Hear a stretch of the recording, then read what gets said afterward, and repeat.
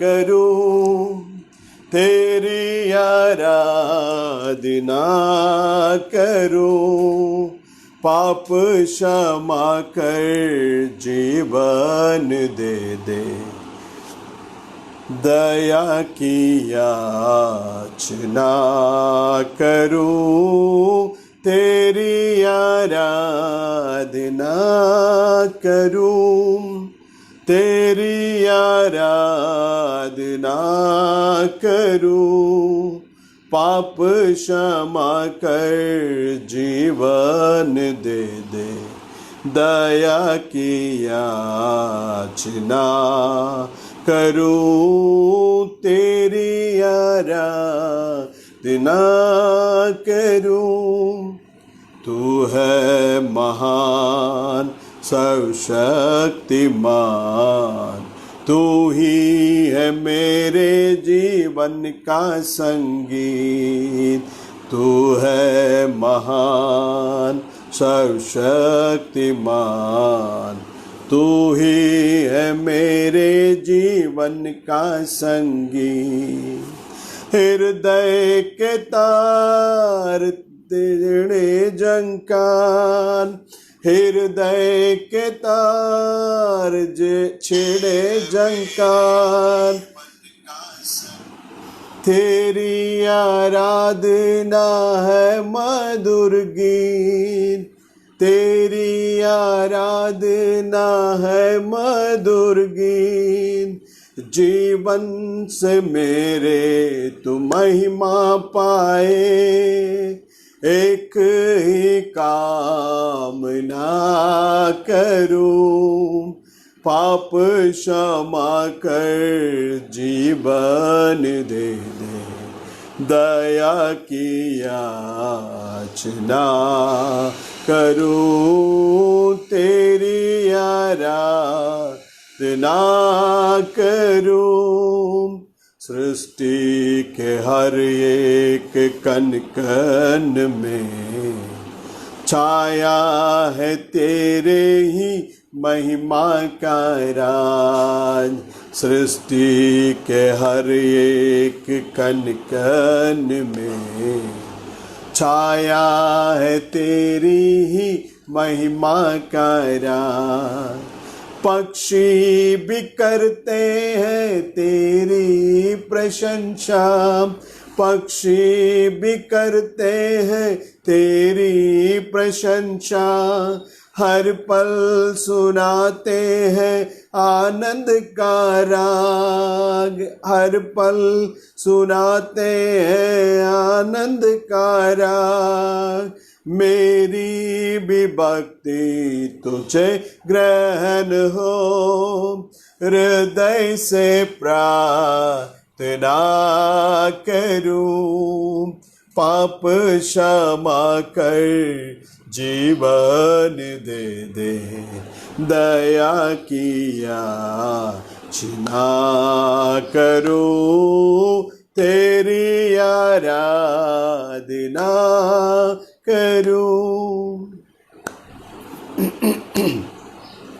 पतित जीवन में ज्योति जला दे, तुझ पे लगी है आशा मेरी, पतित जीवन में ज्योति जला दे, मुझ पे लगी है आशा मेरी, पापमयी तन को दूर हटा दे, पापमयी तन को दूर हटा दे, पूर्ण हो अभिलाषा मेरी, जीवन के कठिन दुखी क्षणों में दृढ़ता से प्रार्थना करूं, पाप क्षमा कर जीवन दे दे,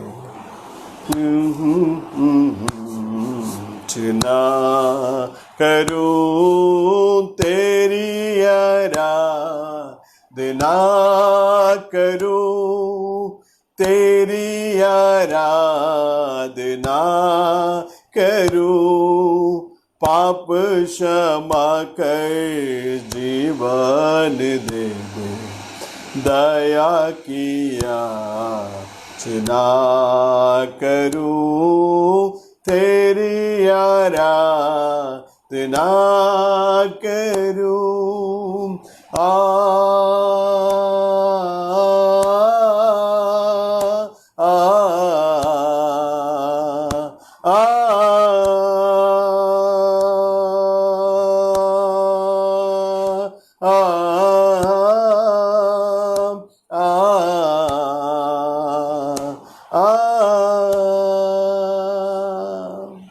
Praise the Lord Jesus, hallelujah.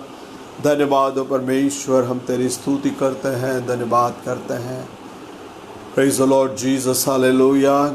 11:01 पर आराधना तो चालू हो चुकी है, लेकिन मैंने वो लाइव का बटन दबाने के लिए भूल गया। एक सॉन्ग होने के बाद में पता चला कि वो लाइव का बटन पुश नहीं हुआ है, तो उसके बाद में उसको पुश करके दोबारा उसी सॉन्ग को गाएं। परमेश्वर आप लोगों को आशीष करे। अब आइए और एक गीत गाएंगे उसी सॉन्ग किताब के अंदर से, 364।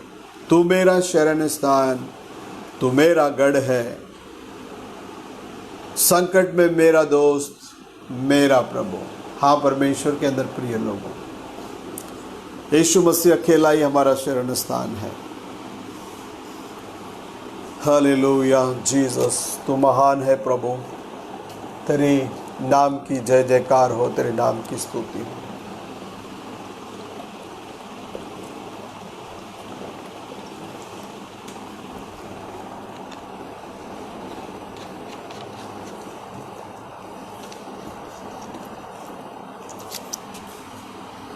Amen, Jesus, hallelujah। तू मेरा शरण स्थान, तू मेरा गढ़ है, संकट में मेरा दोस्त, मेरा प्रभु।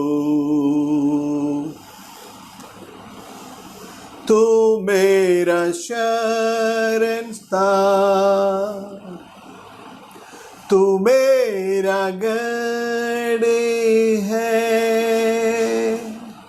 संकट में मेरा दोस्त, तू मेरा प्रभु।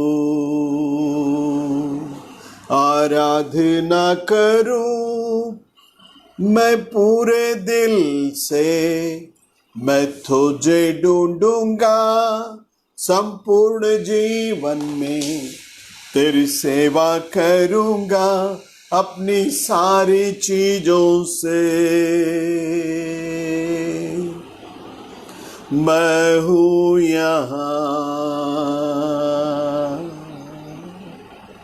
मैं हूँ यहाँ प्रभु, मैं हूँ यहाँ प्रभु, मैं हूँ यहाँ प्रभु, मैं हूँ यहाँ। उद्धारक मेरा तू,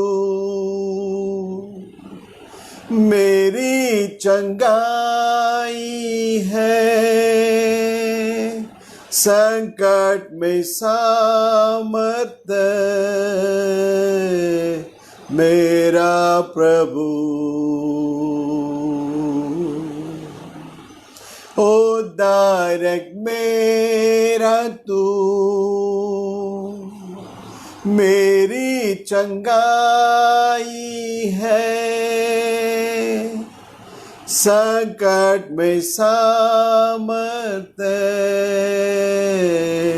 मेरा प्रभु।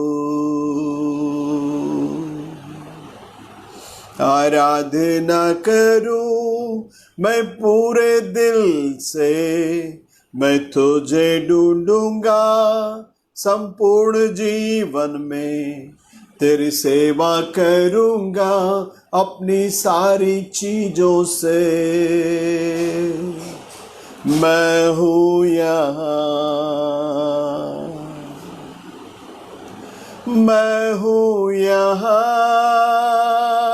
प्रभु, मैं हूँ यहाँ प्रभु, मैं हूँ यहाँ प्रभु, मैं हूँ यहाँ।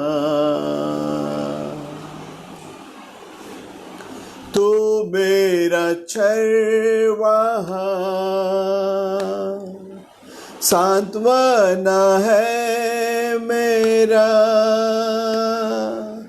छुपने का स्थान है तू, तू मेरा प्रभु। तू मेरा चरवाहा, सांत्वना है मेरा, छुपने का स्थान है तू, तू मेरा प्रभु। आराधना करूं मैं पूरे दिल से, मैं तुझे ढूंढूंगा संपूर्ण जीवन में, तेरी सेवा करूंगा अपनी सारी चीजों से। मैं हूँ यहाँ, मैं हूँ यहाँ प्रभु, मैं हूँ यहाँ प्रभु, मैं हूँ यहाँ प्रभु, मैं हूँ यहाँ। तू मेरा शरण स्थान, तू मेरा गढ़ी है, संकट में मेरा दोस्त, तू मेरा प्रभु। आराधना करूं मैं पूरे दिल से, मैं तुझे ढूंढूंगा संपूर्ण आनंद, तेरी सेवा करूंगा अपनी सारी चीजों से। मैं हूँ यहाँ, मैं हूँ यहाँ प्रभु, मैं हूँ यहाँ प्रभु, मैं हूँ यहाँ प्रभु, मैं हूँ यहाँ। आमेन जीसस। संकट में अपना एक ही दोस्त है और वो है प्रभु यीशु मसीह। वो हमारे साथ में रहकर हर पल हर घड़ी हमें संभालता है। वो महान परमेश्वर, वो कल और आज युगानुयुग परमेश्वर हमारे साथ में है। Hallelujah, thank you Jesus, hallelujah, thank you master. हम तेरा धन्यवाद करते हैं, हम तेरा धन्यवाद करते हैं प्रभु यीशु मसीह के नाम से। हम तेरा धन्यवाद करते हैं, राजाओं का राजा हम तेरा धन्यवाद करते हैं, प्रभुओं का प्रभु हम तेरा धन्यवाद करते हैं, आदर के योग्य परमेश्वर हम तेरा धन्यवाद करते हैं, महिमा के योग्य परमेश्वर हम तेरा धन्यवाद करते हैं।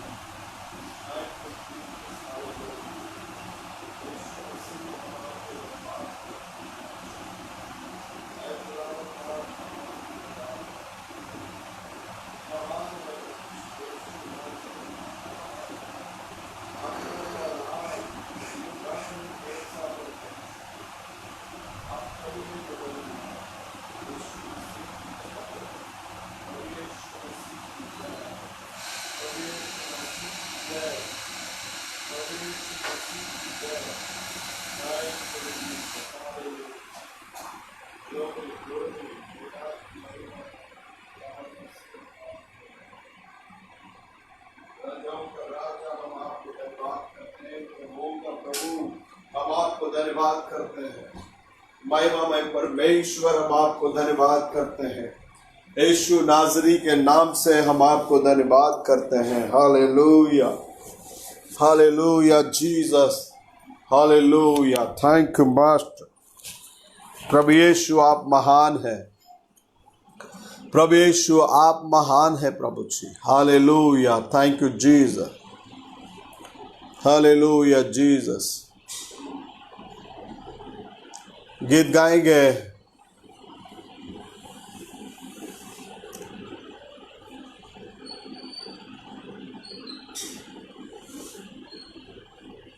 थ्री 74 ले चल हमें तू पवित्र आत्मा यीशु के चरणों में। ये गीत हम सब लोगों को मालूम है।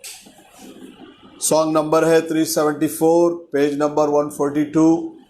ले चल हमें तू पवित्र आत्मा यीशु के चरणों में। इस गीत के जरिए हम अपने परमेश्वर के नाम की महिमा करेंगे। आमीन चीज। ले चल हमें तू पवित्र आत्मा यीशु के चरणों में। ले चल हमें तू पवित्र आत्मा यीशु के चरणों में। हमको मिला दे यीशु से, हमको है कुछ कहना। ले चल हमें तू पवित्र आत्मा यीशु के चरणों में।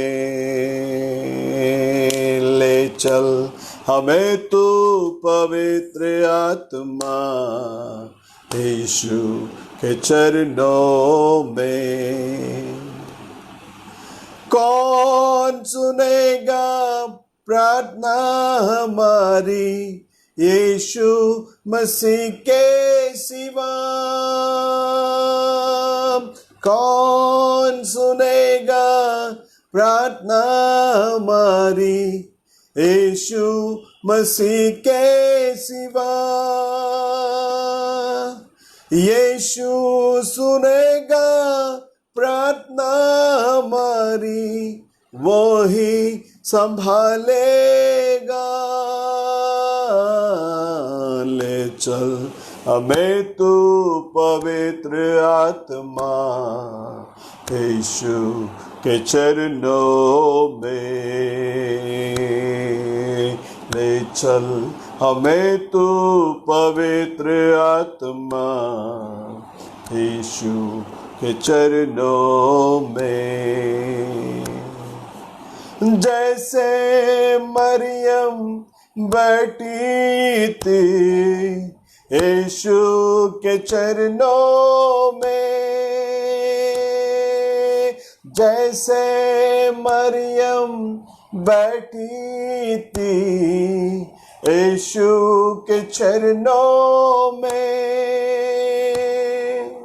हमको भी आज बैठना है यीशु के चरणों में।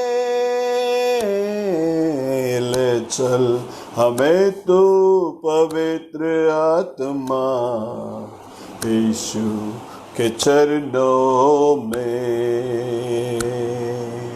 ले चल हमें तू पवित्र आत्मा यीशु के चरणों में। आंखों में आंसू दिल में तड़प है यीशु से मिलने की। आंखों में आंसू दिल में तड़प है यीशु से मिलने की। आज मिला दो हमारे प्रभु से, हमारे राजा से। ले चल हमें तू पवित्र आत्मा यीशु के चरणों में ले चल। हमें तू पवित्र आत्मा यीशु के चरणों में हमको मिला दे यीशु से, हमको मिला दे यीशु से, हमको है कुछ कहना, ले चल हमें तू पवित्र आत्मा यीशु के चरणों में ले चल। हमें तू पवित्र आत्मा यीशु के चरणों में। One Jesus, hallelujah. और एक गीत गाएंगे प्रियो, गीत नंबर 389, घर कोई भी छोड़े मुझे यीशु कभी ना छोड़ेगा। ये गीत हम सब लोगों को मालूम है। गीत नंबर 389 और पेज नंबर 148। कोई भी छोड़े मुझे यीशु कभी ना छोड़ेगा। हाँ, परमेश्वर के अंदर प्रिय लोगों, सच में हमारा परमेश्वर हमें कभी नहीं छोड़ने वाला परमेश्वर है। माँ भी वही है और पिता भी वही है, अपने गले से लगाने वाला वो एक ही परमेश्वर, पापी से प्रेम करके पापियों को अपने गले से लगाने वाला एक ही परमेश्वर, और वो परमेश्वर का नाम है प्रभु यीशु मसीह। आइए हम गीत गाएंगे, कोई भी छोड़े मुझे यीशु कभी ना छोड़ेगा। आमेन जीसस।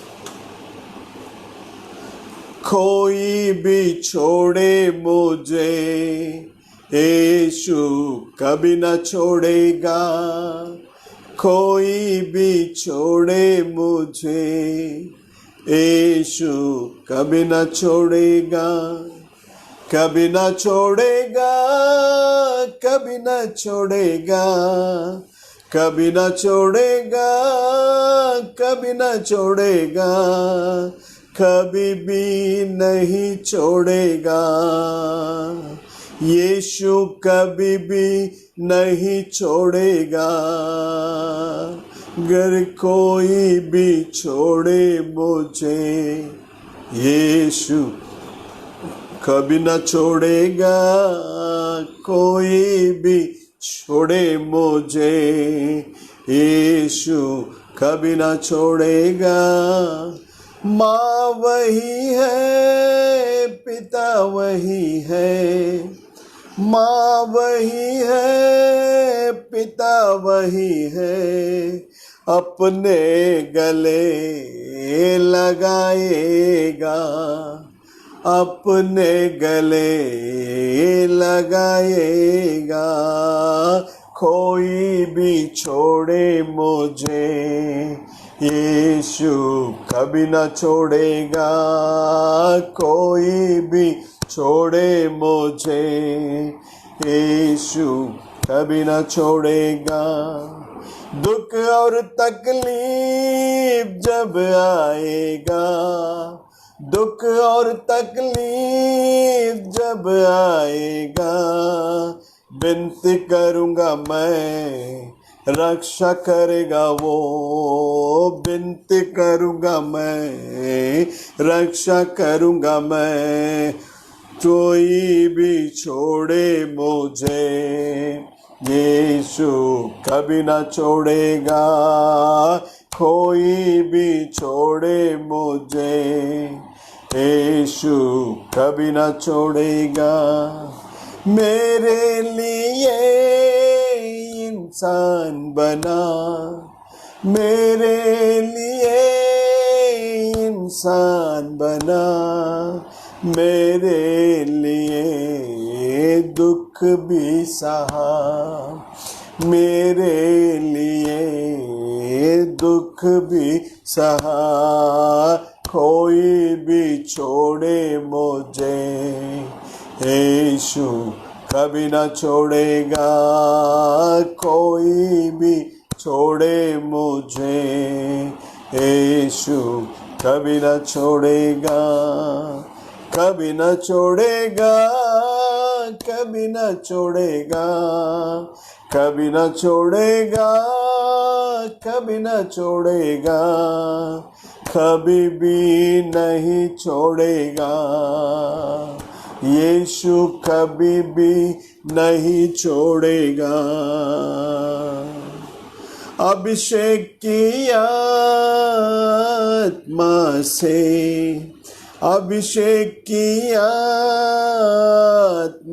से, वचन से मुझे चलाता है वो, वचन से मुझे चलाता है वो, कोई भी छोड़े मुझे, यीशु कभी न छोड़ेगा, कोई भी छोड़े मुझे, यीशु कभी न छोड़ेगा, कभी न छोड़ेगा, कभी न छोड़ेगा, कभी न छोड़ेगा, कभी न छोड़ेगा, कभी भी नहीं छोड़ेगा, यीशु कभी भी नहीं छोड़ेगा,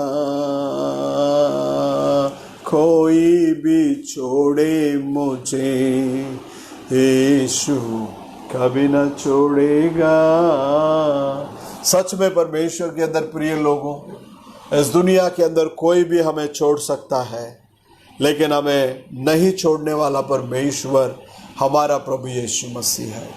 वो कल और आज युगानुयुग एक सा परमेश्वर हमारे को अपने आरोग्य भरे पंखों के तले छुपा कर चलाने वाला परमेश्वर है। प्रियो, प्रभु महान है। तो आइए हम लोग और एक गीत गाएंगे। परमेश्वर कहता है कि जैसा मैं नम्र हूं वैसे तुम भी नम्र बनो। वाकई में हमारा खुदावन मसीह नम्र है और खुदा हमें नम्रता को सिखाया है। उस खुदा ने अपने आप को बड़ा करने के लिए नहीं, अपने आप को छोटा करने के लिए बोला है, क्योंकि वो उस महान सृजनहार होने के बाद में भी वो अपने आप को नम्र और छोटा बना दिया और इस संसार में आया ताकि आप और मैं बच सके। तो सॉन्ग नंबर 377, पेज नंबर 143, नम्रता से रहना यीशु ने कहा। आमेन जीसस। नम्रता से रहना यीशु ने कहा, अपने आप को छोटा कर यीशु ने कहा। नम्रता से रहना यीशु ने कहा, अपने आप को छोटा कर यीशु ने कहा। धन्य है वे जो नम्र है, पृथ्वी के अधिकारी होंगे। धन्य है वे जो नम्र है, पृथ्वी के अधिकारी होंगे।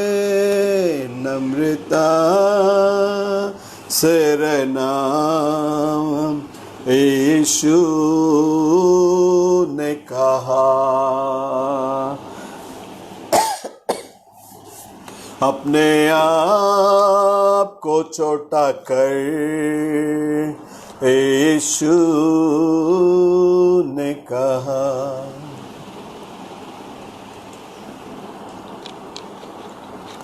धन्य है वे जो नम्र है,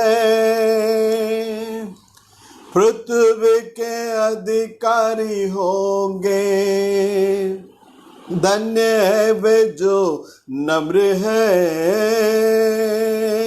पृथ्वी के अधिकारी होंगे। नम्रता से रहना यीशु ने कहा, अपने आप को छोटा कर यीशु ने कहा। धन्य हो जो तुम, धन्य हो तुम जब मेरे कारण सताए जाते हो, तुम्हारे विरुद्ध बातें करके तुम्हारी निंदा करते हैं। धन्य हो तुम जब मेरे कारण सताए जाते हो, तुम्हारे विरुद्ध बातें करके तुम्हारी निंदा करते हैं। लेकिन आनंदित और मगन होना, तुम्हारा फल स्वर्ग में है। लेकिन आनंदित और मगन होना, तुम्हारा फल स्वर्ग में है। नम्रता से रहना यीशु ने कहा, अपने आप को छोटा कर यीशु ने कहा।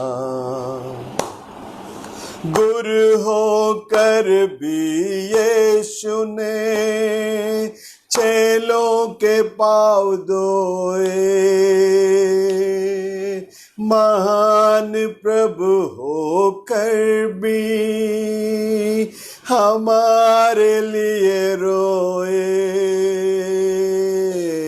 मानव जाति के लिए खुद को उसने शून्य किया। मानव जाति के लिए खुद को उसने शून्य किया। नम्रता से रहना यीशु ने कहा, अपने आप को तू छोटा कर यीशु ने कहा। यीशु ने अपने आप को ऐसा नम्र किया, महान प्रभु होकर भी सूली पर चढ़ गया। उसके जीवन से हमें सबको है सीखना। उसके जीवन से हमें सबको है सीखना।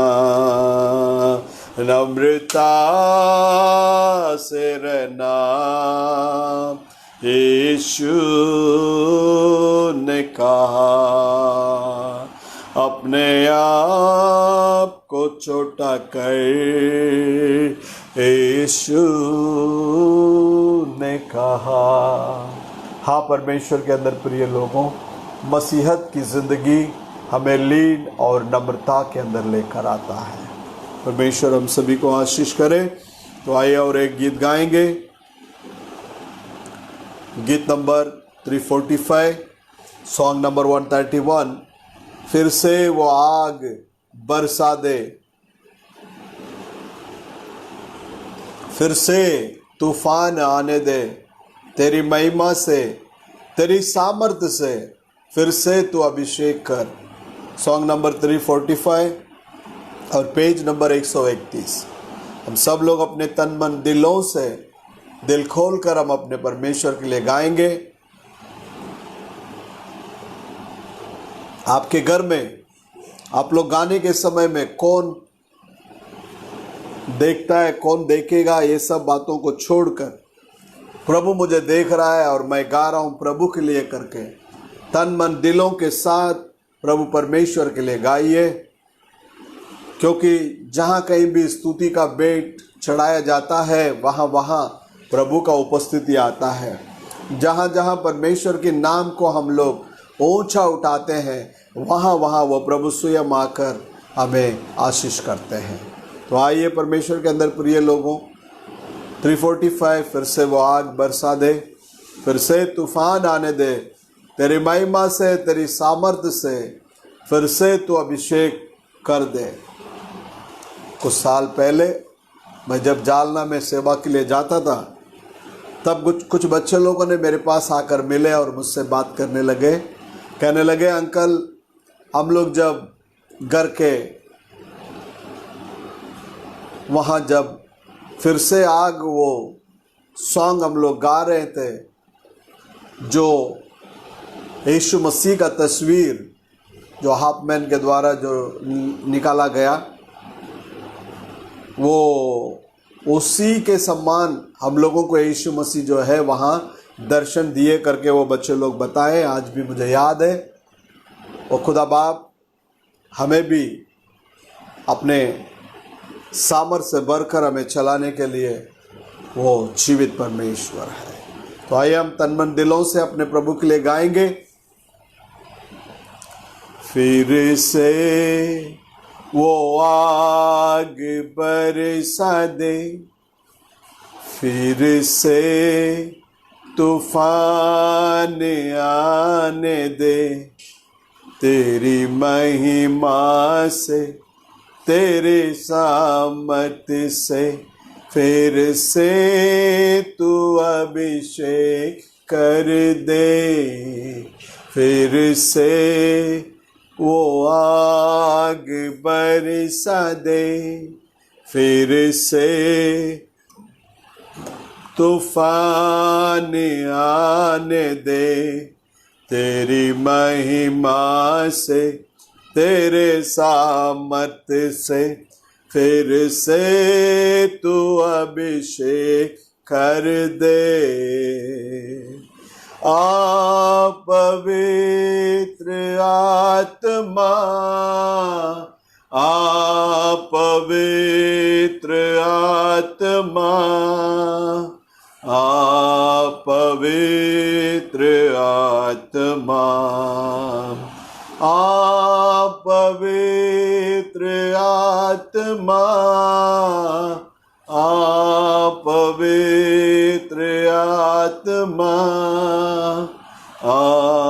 पवित्र आत्मा, बहने दे उस हवा को, छू लेने दे हर एक दिल को, तेरा दर्शन हमें मिले, करते प्रार्थना तुझसे, बहने दे उस हवा को, छू ले हर एक दिल को, तेरा दर्शन हमें मिले,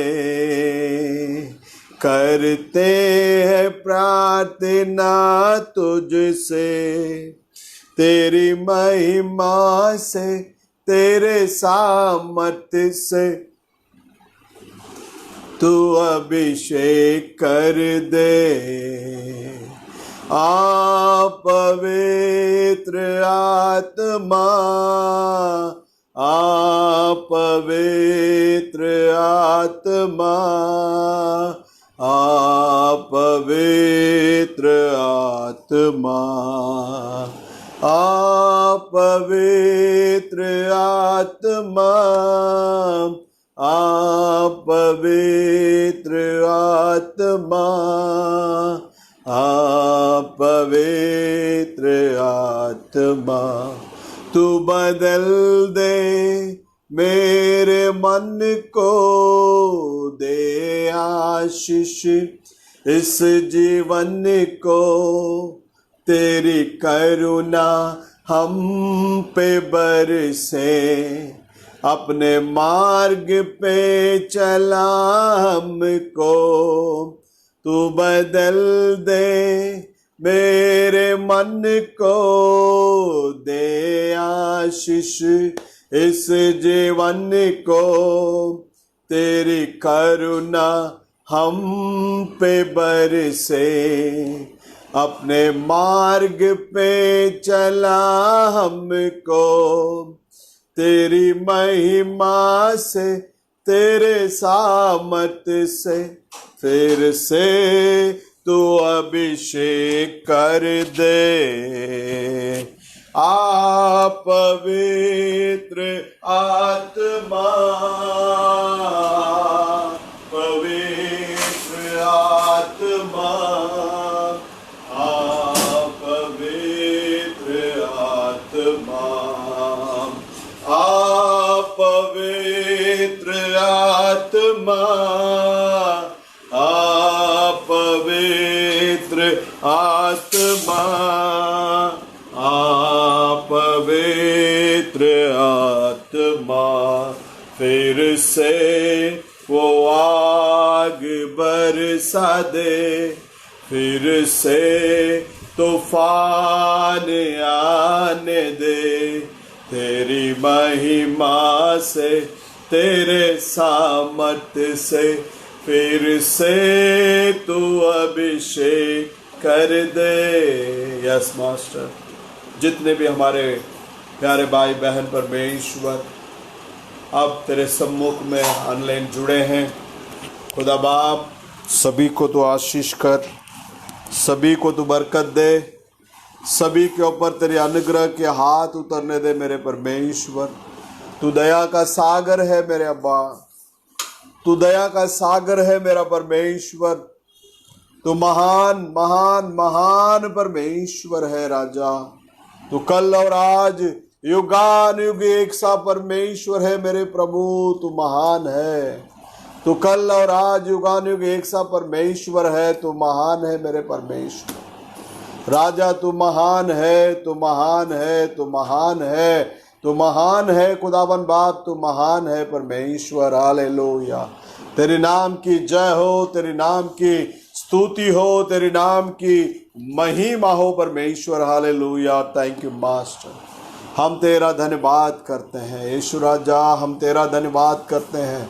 हमारे कलीसिया के सारे भाई बहनों के लिए हम दुआ करते हैं परमेश्वर। सारे भाई बहनों को तेरे सम्मुख में हम लेकर आते हैं खुदा बाप, हर एक को छू ले, हर एक को स्पर्श कर, हर एक को परमेश्वर तू चंगा कर परमेश्वर। हर घर परिवार में तेरी शांति और समाधान बने रहने दे, तेरी दया बने रहने दे, तेरी अनुग्रह बने रहने दे, तेरे सामर्थ बने रहने दे प्रभु। जैसे अय्यूब के चारों घर के चारों ओर प्रभु जी आपने बाड़ा बांधकर संभाला है, उसी रीति से खुदा बाप आज हमारे सारे भाई बहनों को तू संभाल प्रभु। हालेलुया, खुदावन मसीह हमने जितने लोगों के लिए प्रार्थना किए थे प्रभु जी, आपने सभी को चंगा किया, सभी को परमेश्वर भला रखा प्रभु, इसके लिए हम धन्यवाद करते हैं। यीशु मसीह के नाम से हम आपको धन्यवाद करते हैं, यीशु मसीह के नाम से हम आपको धन्यवाद करते हैं। खुदावन मसीह हम आपको धन्यवाद करते हैं प्रभु जी। अनुग्रह कर प्रभु जी, दया कर मेरे प्रभु, दया कर मेरे परमेश्वर। यीशु नाजरी के नाम से दया कर प्रभु, यीशु मसीह के नाम से दया कर मेरे परमेश्वर। ओ ग्लोरी टू गॉड जीसस, तेरी महिमा हो, तेरी तारीफ हो, तेरी जय जयकार हो परमेश्वर। तू महान है प्रभु, तू महान है, तू कभी नहीं बदलता मेरे परमेश्वर, तू कभी नहीं बदलता। आइए परमेश्वर के अंदर प्रिय लोगों, हम लोग कलाम के अंदर से कुछ बातों को देखेंगे। हम लोग कलाम के अंदर से कुछ बातों को देखेंगे। हमारा प्रभु परमेश्वर वचन के जरिए बातें करने वाला परमेश्वर है। हाँ, खुदावन मसीह हमारे के साथ में है, हर एक के साथ में रहकर हमें प्रेम करके उस प्रेम से हमें चलाने वाला परमेश्वर है हमारा प्रभु यीशु मसीह। तो आइए हम कलाम के अंदर जाएंगे। प्रभु परमेश्वर आज भी हमारे साथ है, आज भी हमारे साथ है, कल और आज युगान युग एक सा परमेश्वर है। वो अब्राहम से जैसा प्रेम किया वैसे ही आज वो अपने साथ में भी प्रेम करता है। यीशु मसीह हर पल हर घड़ी हमें संभालने वाला परमेश्वर, चलाने वाला परमेश्वर है। Thank you Jesus. यीशु की लहू की जय, प्रभु यीशु की लहू की जय। हालेलुया, प्रभु यीशु की लहू की जय, प्रभु यीशु मसीहा की लहू की जय। तो आइए जकरिया का किताब 4 अध्याय में 1 से लेकर 7 तक पढ़ेंगे। जकरिया का किताब 4 अध्याय 1 से लेकर 7 तक पढ़ेंगे। आप लोग नोट डाउन कर लीजिएगा। जकरिया का किताब 4 अध्याय उसमें 4 में 1 से 7।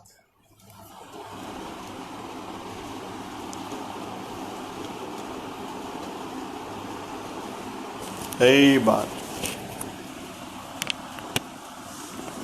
Thank you Jesus. Praise the Lord, glory, hallelujah. Praise the Lord Jesus, hallelujah. तो जाके प्रशांत हमारे घर को बुला के ला।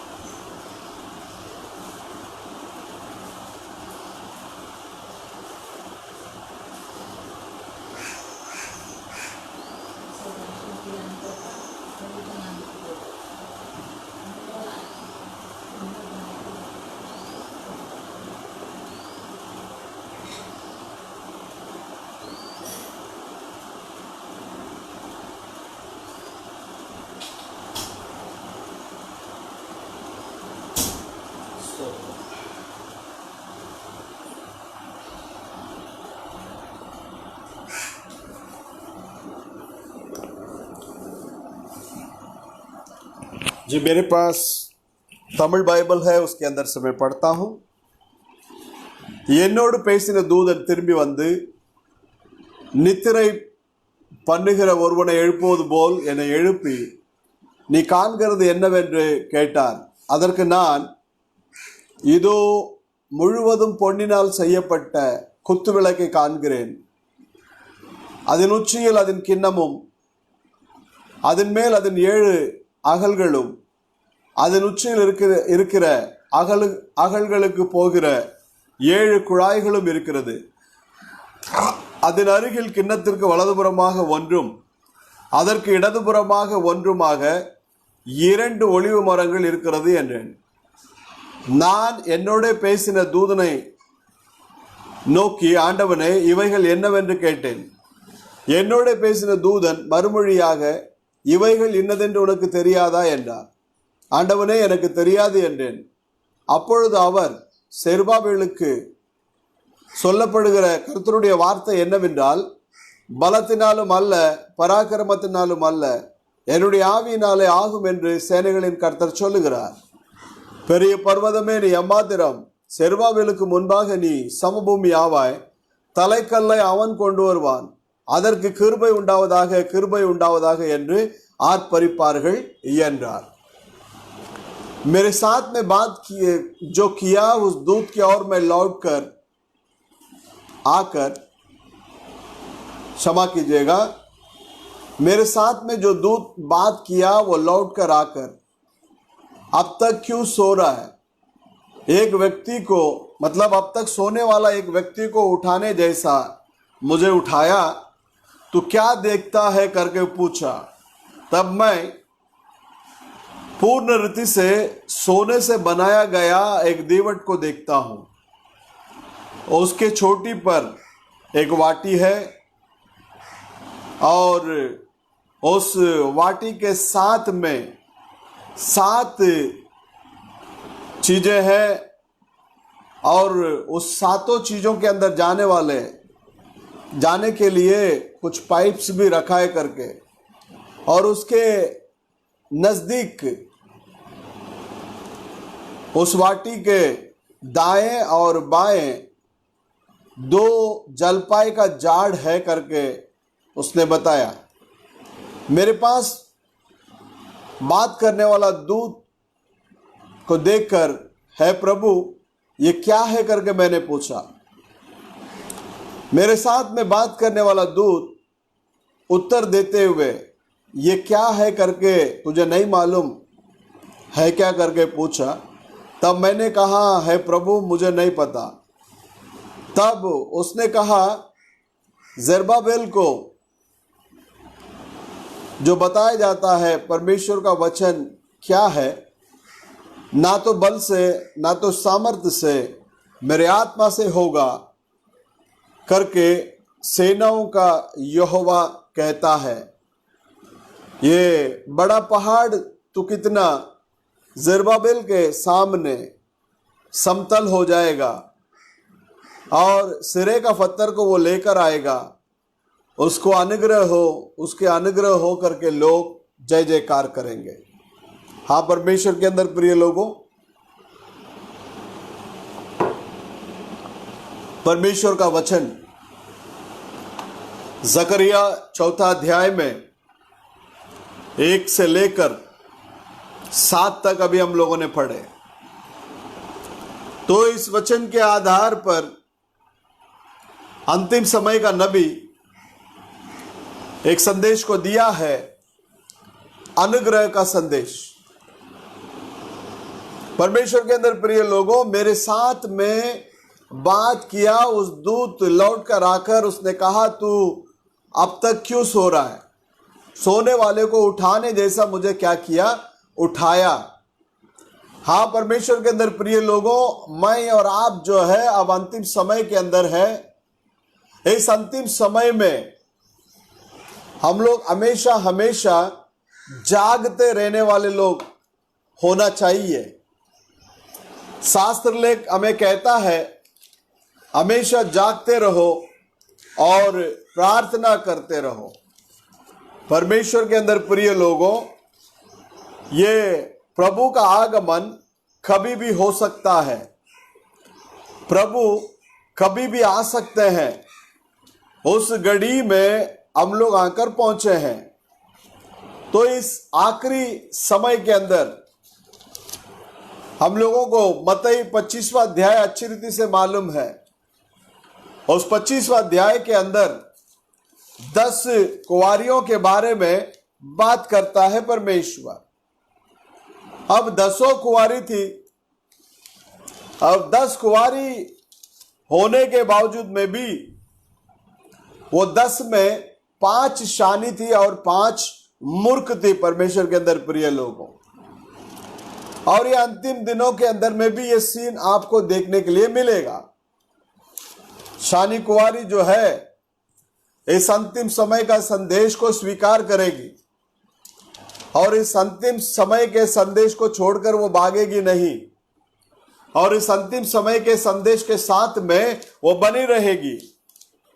परमेश्वर के अंदर प्रिय लोगों, वो सोने वाले को आकर उठाने जैसा मुझे आकर उठाया, अब तक तू क्यों सो रहा है? हाँ परमेश्वर के अंदर प्रिय लोगों, यदि आत्मिक जीवन के अंदर इस संदेश को सुनने वाले मेरे प्यारे भाई और बहन, अगर यदि आप निद्रा के अंदर है तो आपको उठाने के लिए प्रभु का आवाज आपके पास आ रहा है। अब ये सोने का वक्त नहीं है। परमेश्वर ने अपने शिष्यों को प्रार्थना करने के लिए बोले थे। उस प्रार्थना करने के समय में परमेश्वर के अंदर प्रिय लोगों, वापस आकर जब प्रभु ने उनको देखा, वापस वो लोग सो गए। फिर उनको प्रभु ने बोला, तुम्हारे जीवन के अंदर यदि परीक्षा ना आए करके ऐसा तुम लोग समझते हो, या आप लोग समस्याएं नहीं आना चाहिए करके चाहते हो, तो कम से कम 1 घंटा तुम लोग क्या करो, प्रार्थना करो। और उसके बाद में परमेश्वर ने कहा, जागते रहो और प्रार्थना करो। परमेश्वर के अंदर प्रिय लोगों, अब ये सोने का वक्त नहीं है, ये जागने का वक्त है, क्योंकि दूल्हा कभी भी आ सकता है। उस दूल्हे के आगमन के समय में हम लोग सोते हुए नहीं दिखना चाहिए, हम लोग हमेशा हमेशा जागते हुए लोग दिखना चाहिए। यहां रोमियो के किताब में पौलुस इस रीति से लिखता है,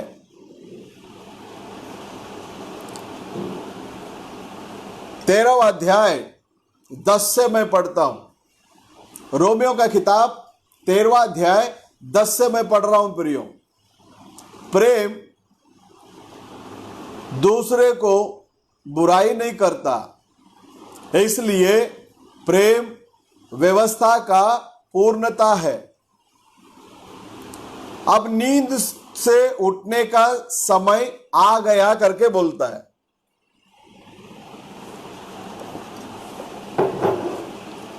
किससे उठने का समय आ गया? नींद से उठने का समय आ गया।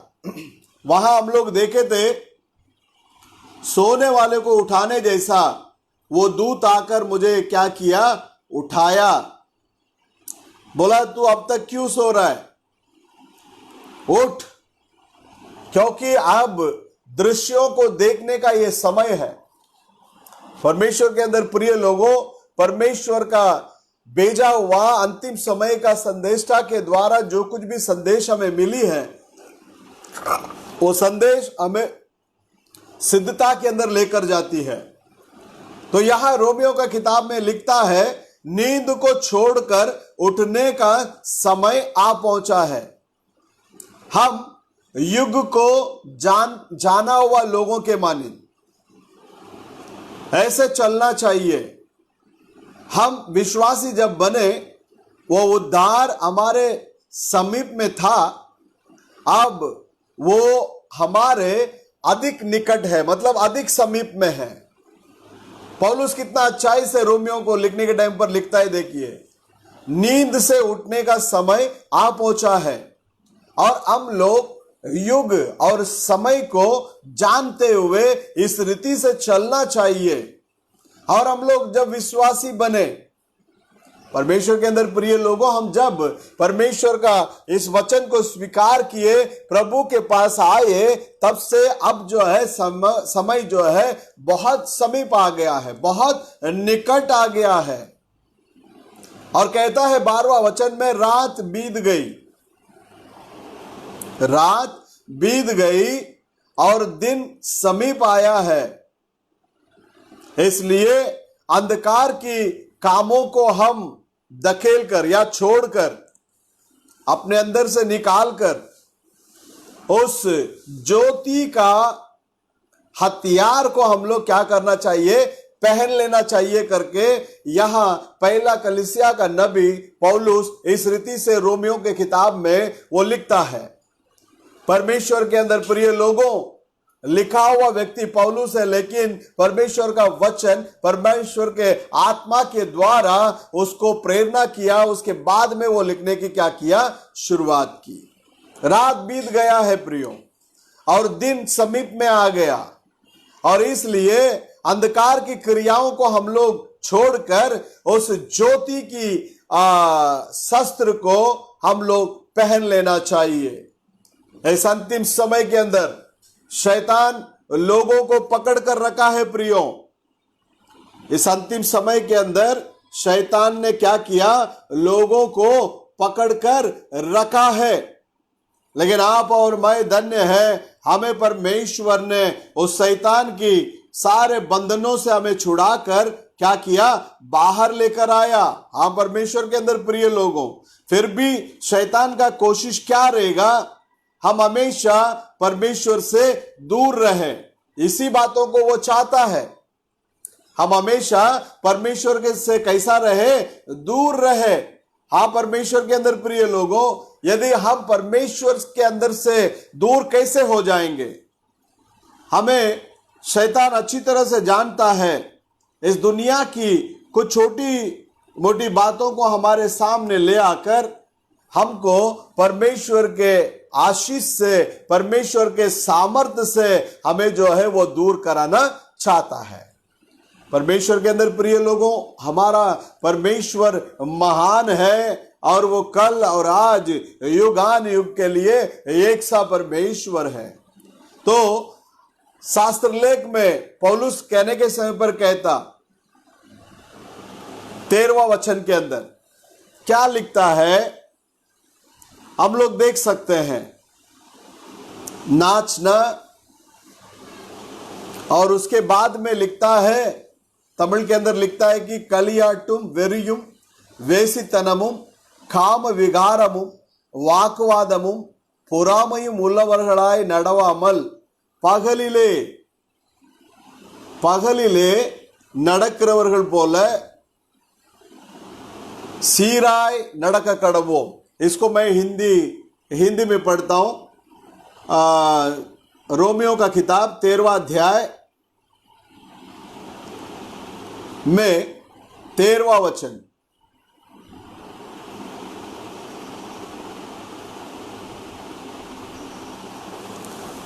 यहां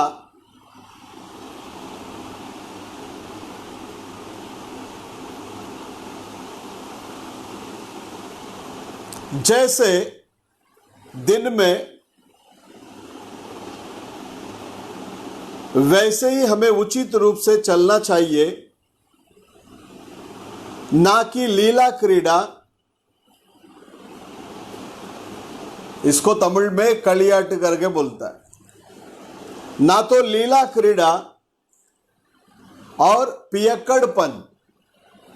क्या बोलता है इधर, ना तो लीला क्रीड़ा, ना तो पियक्कड़पन और व्यभिचार और लुचपन और झगड़े और ईर्ष्याएं में, वरन प्रभु यीशु मसीह को पहन लो और शरीर की अभिलाषाओं को पूरा करने का उपाय ना करो। शास्त्र ले कहता है शरीर की अभिलाषाएं, शरीर की अभिलाषा, ये सारी इच्छाएं जो बताया गया अभी मैंने आपके सामने पढ़ा, जैसे दिन में वैसे हमें उचित रूप से चलना चाहिए, ना कि लीला क्रीड़ा और ना और पियक्कड़पन, ना व्यभिचार, ना लुचपन और ना झगड़े ईर्ष्या में, वरन प्रभु यीशु मसीह को पहन लो और शरीर की अभिलाषाओं को पूरा करने का उपाय ना करो। परमेश्वर के अंदर प्रिय लोगों, एक तरफ शरीर खींचेगा और दूसरी तरफ जो है आत्मा आपसे बात करते रहेगा। आत्मा आपसे कहेगा तुझे सिद्धता के अंदर जाना है, तुझे परमेश्वर के प्रेम के अंदर बढ़ना है, तुझे परमेश्वर के विश्वास के अंदर बढ़ना है, तुझे परमेश्वर के धीरज के अंदर बढ़ना है, तुझे परमेश्वर की संयम के अंदर बढ़ना है, तुझे परमेश्वर में नम्रता से रहना है, क्योंकि प्रभु का आगमन नजदीक है। विश्वास का लेवल को बढ़ाइए प्रियो, हम हर एक जन अपना विश्वास का लेवल को क्या करना चाहिए, बढ़ाना चाहिए। परमेश्वर प्रभु का वचन कहता है निद्रा को छोड़कर उठने का समय आया है। 11वां वचन में रोमियो में लिखता है और समय को पहचान कर ऐसा ही करो, इसलिए कि अब तुम्हारे लिए नींद से जाग उठने का घड़ी आ पहुंची है। परमेश्वर के अंदर प्रिय लोगों, हमें शास्त्र लेख सिखाता है अब और समय ना होगा, अब और समय नहीं होगा। तो परमेश्वर के अंदर प्रिय लोगों, अब और समय नहीं होगा करके यदि शास्त्र लेख में कहता है तो समय नहीं होगा। तो परमेश्वर का आगमन बहुत निकट है। परमेश्वर के अंदर प्रियो, प्रेम पड़ोसी की कुछ बुराई नहीं करता, इसलिए प्रेम रखना व्यवस्था का पूरा करना है। और समय को पहचान कर ऐसे ही करो, इसलिए कि अब तुम्हारे लिए नींद से जाग उठने की घड़ी आ पहुंची है। तो परमेश्वर के अंदर प्रिय लोगों, अब नींद से उठने का समय क्या हो गया, आ पहुंचा है। तो इसलिए हम में से हर एक जन परमेश्वर के लिए एक तेजोमय महिमा से बढ़कर आग में हमेशा हमेशा कैसा रहना चाहिए, वो कैसा रहना चाहिए। शास्त्र लेख हमें सिखाता है रोमियो का किताब 12वां अध्याय के अंदर। परमेश्वर के अंदर प्रिय लोगों, 11 और 12 को पढ़ता हूं, चाहिए तो 10 से ही हम पढ़ सकते हैं, 9 से भी पढ़ सकते हैं। 9 से पढ़ता हूं, सुनिएगा। प्रेम निष्कपट हो, बुराई से घृणा करो। परमेश्वर के अंदर प्रिय लोगों, जब तक बुराई को आप घृणा ना करोगे तब तक आप उस बुराई के अंदर से बाहर नहीं आ सकते हैं। बुराई से बाहर आना है तो उस बुराई को क्या करना पड़ेगा, आपको घृणा करना पड़ेगा। तो इसलिए शास्त्र लेख लिखता है प्रेम निष्कपट हो, प्रेम करने में निष्कपट करो। दुल्हन को कबूतर के रूपी में प्रभु उदाहरण देकर बात करते हैं। परमेश्वर के अंदर प्रिय लोगों, उस कबूतर के अंदर कोई कड़वापन नहीं है, तो आज दुल्हन के अंदर में भी किसी भी प्रकार का कड़वापन नहीं होगा। हमारे प्रभु के अंदर वो कड़वापन नहीं था। प्रेम निष्कपट हो, बुराई से घृणा करो, भलाई में लगे रहो। परमेश्वर के अंदर प्रिय लोगों, हमेशा और हमेशा निरंतर किस में लगे रहो, भलाई में लगे रहो। क्योंकि आप और मैं जिस खुदा की आराधना करते हैं वो भलाई है। जो नाकरार के अंदर आप देख सकते हैं, यहोवा भला है, उसका धन्यवाद करो, यहोवा भला है, उसकी जय जयकार करो, यहोवा भला है, उसकी स्तुति करो। तो परमेश्वर के अंदर प्रिय लोगों, यहां शास्त्र ले कहता है कि भलाई में क्या करो, लगे रहो, प्रेम में निष्कपट रहो, प्रेम के अंदर पक्षपात मत करो। जैसे तुम अपने आप से प्रेम करते हो वैसे औरों से भी क्या करो, प्रेम करो। तो परमेश्वर के अंदर प्रिय लोगों, 10वां वचन कहता है भाईचारे के प्रेम से एक दूसरे पर स्नेह रखो। भाईचारे की प्रीति, जैसे कि परमेश्वर ने पहला पत्रस में बात करने का टाइम करते हैं, पत्रस के जरिए इस रीति से लिखा उन्होंने, क्षमा कीजिएगा, दूसरा पत्रस के अंदर आपको पता होगा 7 गुण के बारे में यहां लिखता है। 7 गुण, आज ये 7 गुण जो है दुल्हन के अंदर क्या करना चाहिए, दिखने में आना चाहिए। तो यहां लिखता है भाईचारे के प्रेम से एक दूसरे पर स्नेह रखो। वो 7वां गुण के अंदर भाईचारे की प्रीति आती है, प्रेम आती है। परस्पर आदर करने में एक दूसरे से बढ़ चलो। यस, मसीहत की जिंदगी जो है एक दूसरे को आदर करने की जिंदगी है। कभी भी हम अपने से सामने वाला व्यक्ति को हम नीचे स्तर पर रखकर नहीं देखेंगे, हमेशा हमेशा के लिए हमसे भी उनको क्या करेंगे, ऊंचा स्थान पर रखेंगे। किसी को अपमान करना, किसी को निंदा करना, किसी के विरोध में गलत सलत बातें करना बहुत आसान है, लेकिन उनको एक ऊंचे दर्जे पर रखकर देखना, उनको आदर करना, इसका मतलब हम उनको नहीं, हम मसीह को आदर करते हैं। हम हर एक जन मसीह की आत्मा से भरे हुए लोग हैं। हम एक दूसरे को जब आदर करते हैं तब हम एक दूसरे को नहीं, हम मसीह को आदर करते हैं प्रियो। इसलिए पौलुस लिखने के समय पर लिखता है हम एक दूसरे को क्या करें, आदर करें। आमीन। परस्पर आदर करने में एक दूसरे से बढ़ चलो, प्रयत्न करने में आलसी ना हो, कोशिश करो। कोशिश करने से खुदा मिल जाते हैं। कोशिश करने से कौन मिलता है, खुदा मिलता है। आलसी मत बनो, प्रयास जारी रहने दो। मसीहत की जिंदगी, हाँ मैं पहुंच चुका हूं, नहीं, हमें पहुंचने का जो डेस्टिनेशन जो है वो अभी तक हम आए नहीं है। नबी यही बात को दर्शाते हैं, वो कहते हैं कि तुम चलते रहो, चलते रहो, चलते रहो। आप पूछेंगे कब तक चले, तो हमें यही उत्तर मिलेगा, उठाए ले जाने तक उसके साथ में मिलकर चलो। मसीह को छोड़ो मत।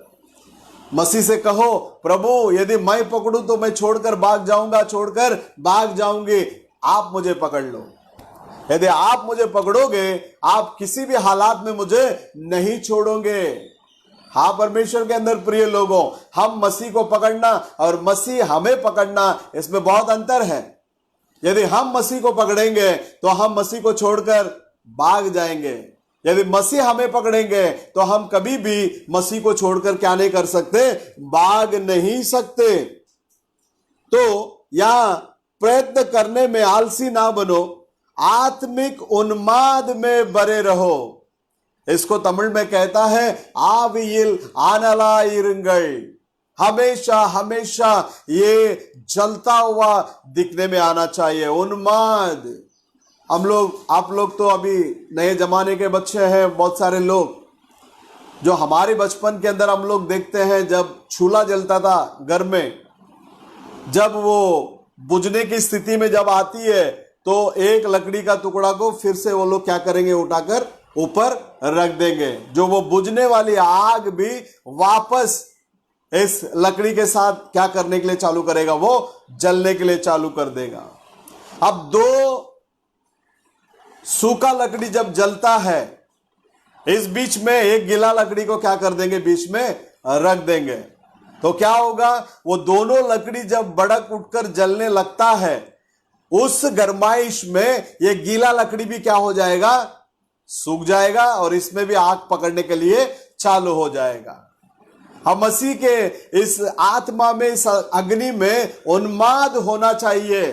फायर हमेशा हमेशा हमारे अंदर ये आग दिखने में आना चाहिए, क्योंकि मैं और आप जिस खुदा को आराधना करते हैं, वो खुदा इजरायलियों को चलाने के समय में उसी आग के अंदर से उन्हें चलाया, उसी आग के अंदर से उनसे क्या किया, बात किया। और उस खुदा के बारे में शास्त्र ले कहता है, हमारे परमेश्वर जो है वो भस्म करने वाला आग है। हाँ परमेश्वर के अंदर प्रिय लोगों, हमारा परमेश्वर वो भस्म करने वाला कौन है, वो आग है।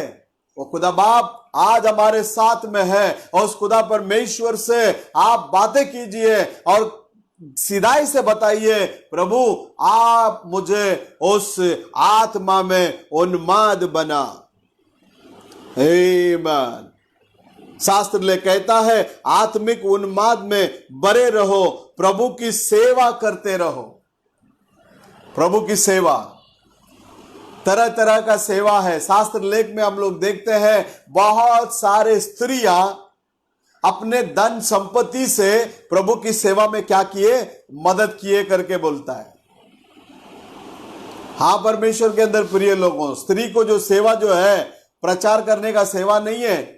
स्त्री की सेवा जो है वो तन मन दिलों से प्रभु का कार्य के लिए प्रार्थना में लगे रह सकता है, और कलीसिया की हर जरूरतों के लिए, कलीसिया में रहने वाले भाई बहनों की हर जरूरतों के लिए वो क्या कर सकता है, घुटने में जाकर अपने परमेश्वर के पास प्रार्थना में निरंतर बने रह सकते हैं, और अपने से जो हो सकता है उन चीजों को देखकर परमेश्वर के कार्य के लिए क्या कर सकते हैं, वो मदद कर सकते हैं। यहां शास्त्र लेख में हम देखते हैं कि प्रभु की सेवा करते रहो।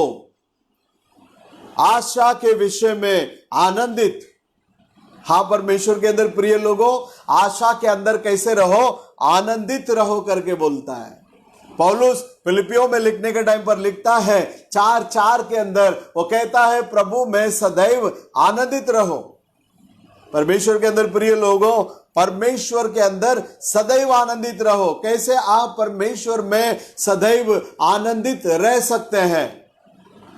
परमेश्वर में आप सदैव कैसे आनंदित रह सकते हैं? परमेश्वर कौन है? आत्मा है। अब ये परमेश्वर का आत्मा जब आपके अंदर आएगा, वो आत्मा में आप सदैव क्या होना चाहिए? आनंदित होना चाहिए। इसके लिए पौलुस वह कोरिन्थियन में अपना रोमियो में कहने के समय पर कहता है मसीह यीशु को तुम पहन लो। मसीह यीशु कौन है? शुरुआत में वो क्या थे? आत्मा थे। आपको और मेरे को बचाने के लिए वो मसीह यीशु देह में क्या हुए? प्रकट हुए। देह में प्रकट होकर उस उद्धार का योजना को पूरा करके परमेश्वर ने कहा मैं पिता से आया हूं, वापस किधर जा रहा हूं? पिता के पास जा रहा हूं। जो आत्मा स्थिति में थे वो आत्मा से देह रूपी परमेश्वर बनकर इस दुनिया में आए। उसके बाद में उस परमेश्वर का शास्त्र लेख कहता है वो वापस उसी अग्नि के अंदर चला गया। तो परमेश्वर के अंदर प्रिय लोगों, आत्मा में हम आनंदित रहना जरूरी है। प्रभु में सदा हम आनंदित रहना जरूरी है। जैसे उस पेंटेकोस्ट के दिन में उस ऊपरी कोठरी के अंदर लगभग 120 जन एकत्रित होते थे, उनमें मरियम भी शामिल थे। उस आत्मा उनके अंदर आने के बाद वो इस रीति से लोगों को दिखने में आए। लोग कहने लगे ये लोग अभी अभी क्या हो गए, पीकर आ गए करके। नहीं, वो लोग पिए हुए लोग नहीं थे, वो लोग पियक्कड़ लोग नहीं थे, वो लोग मसीह के आत्मा में वो लोग आनंदित थे। खुदा बाप हम सभी को आशीष करे। प्रभु परमेश्वर हम सबको बरकत दे। प्रभु परमेश्वर आज भी हम सभी से वो प्रेम करने वाला परमेश्वर है। शास्त्र ले कहता है आशा के विषय में आनंदित और क्लेश के विषय में धैर्य रखो। आपके जीवन में कुछ दुख आया, आपके जीवन में कुछ तकलीफ आई तो डरने का नहीं, धैर्य रखने का। धैर्य क्यों? धैर्य रखने का किसके ऊपर निर्भर होकर धैर्य रखने का? शास्त्र लेख हमें सिखाता है बालकों, इस दुनिया में जो कोई है उसमें से बड़ा तुम्हारे अंदर जो है वो बड़ा है। तुम्हारे अंदर कौन है? मसीह का आत्मा है। मसीह कौन है? अभिषेक किया गया एक पात्र। वो मसीह जब आपके अंदर आता है आपको धैर्य लेकर आता है। वो मसीह जब आपके अंदर आता है आपको विश्वास को लेकर आता है। विश्वास एक प्रगटीकरण है प्रियो। विश्वास एक परमेश्वर का दिया गया दान है। अब ये विश्वास जिनके अंदर आता है, ये विश्वास उन्हें धैर्य को लेकर आता है। ये विश्वास उन्हें सामर्थ्य को लेकर आता है। ये धैर्य कैसा आपको मिलेगा? शास्त्र ले कहता है स्वर्गीय सामर्थ्य जब तुम्हारे अंदर आएगा तुमको वो धैर्य को लेकर आएगा। आमीन। क्लेश के अंदर, क्लेश के विषय में धैर्य रखो। जो भी तकलीफ आती है, जो भी दुख आती है, जो भी बीमारी आती है, जो भी मुसीबत आती है, वो आपको और मेरे को परमेश्वर का गवाही बनाने के लिए आती है। धैर्य रखो। और जो बीमारी आई है उस बीमारी से भी बढ़कर हमारा खुदा, बीमारियों को चंगा करने वाला प्रभु यीशु, वो बड़ा है, वो महान है। हालेलुया।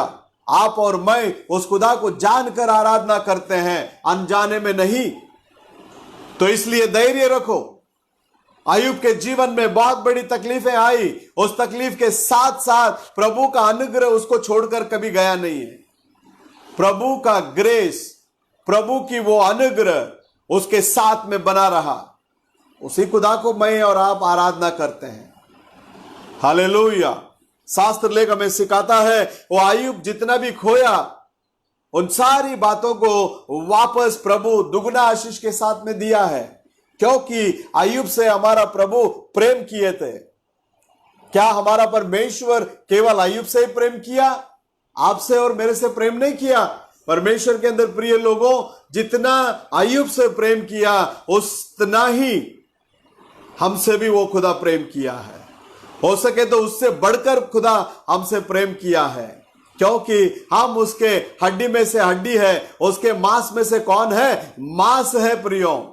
उसके वचन में से वचन है, उसकी आत्मा में से हम आत्मा है। वो खुदा बाप हमसे बहुत प्रेम करते हैं। हे बन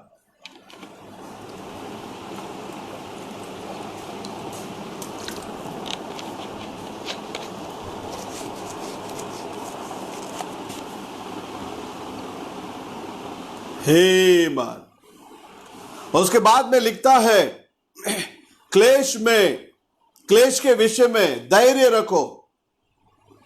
बस बिंदास धैर्य रखो।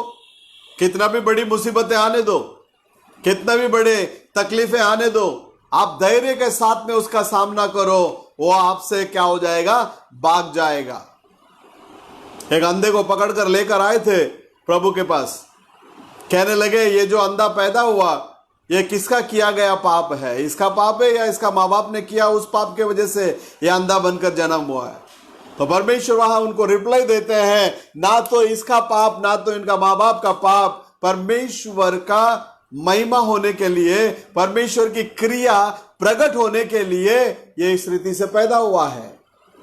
तो परमेश्वर के अंदर प्रिय लोगों, आज भी हमारे पास कोई तकलीफें आती है, कुछ मुसीबतें आती है, कुछ संकटें आती है, तो धैर्य के साथ में उसका सामना कीजिए, क्योंकि उस मुसीबत से, उस संकट से बढ़कर जो है, जो खुदा परमेश्वर आपके अंदर है, वो बड़ा है। वो हमें धैर्य देता है। शास्त्र लेख हमें सिखाता है, क्लेश के विषय में धैर्य रखे, प्रार्थना के विषय में स्थिर रहे। प्रार्थना के विषय में कैसे रहे? स्थिर रहे। प्रभु चंगाई करे तो भी प्रार्थना कीजिए, प्रभु चंगाई ना करे तो भी प्रार्थना में बने रहिए। हालेलुया। शास्त्र ले कहता है, प्रार्थना के विषय में स्थिर रहो, डगमगाओ नहीं। यहां जाएगा तो कुछ मिलेगा, या वहां जाएगा तो कुछ मिलेगा ना। आप यहां वहां जाने की जरूरत नहीं है। लोग कहेंगे प्रभु यहां है, प्रभु वहां है, तो यहां वहां दौड़ने की जरूरत नहीं है। प्रभु यहां नहीं, प्रभु वहां नहीं, प्रभु आपके अंदर है। हालेलुया। प्रभु कहां पर है? प्रभु आपके अंदर है। प्रभु यीशु मसीह आपके अंदर है। तो इसलिए प्रार्थना के विषय में स्थिर रहो। पवित्र लोगों को जो कुछ अवश्य हो उसमें उनकी सहायता करो। परमेश्वर के अंदर प्रिय लोगों, पवित्र लोगों को कुछ जरूरत है। अगर आपको मदद करने लायक प्रभु ने रखा है, यह नहीं कि आपके पास कुछ नहीं है, आप जाकर कुछ करें ना। आपको अगर मदद करने लायक प्रभु ने रखा है तो मदद कीजिए। हालेलुया। पवित्र लोगों को जो कुछ अवश्य हो उसमें उनकी सहायता करो, पहुनाई करने में लगे रहो। हालेलुया। क्या लिखता है? पहुनाई करने में लगे रहो। इस वजह से कभी कभी क्या हो जाता है, हम देवदूतों को भी क्या करते हैं? सेवा कर देते हैं। परमेश्वर के अंदर प्रिय लोगों, यहां 12वां अध्याय के अंदर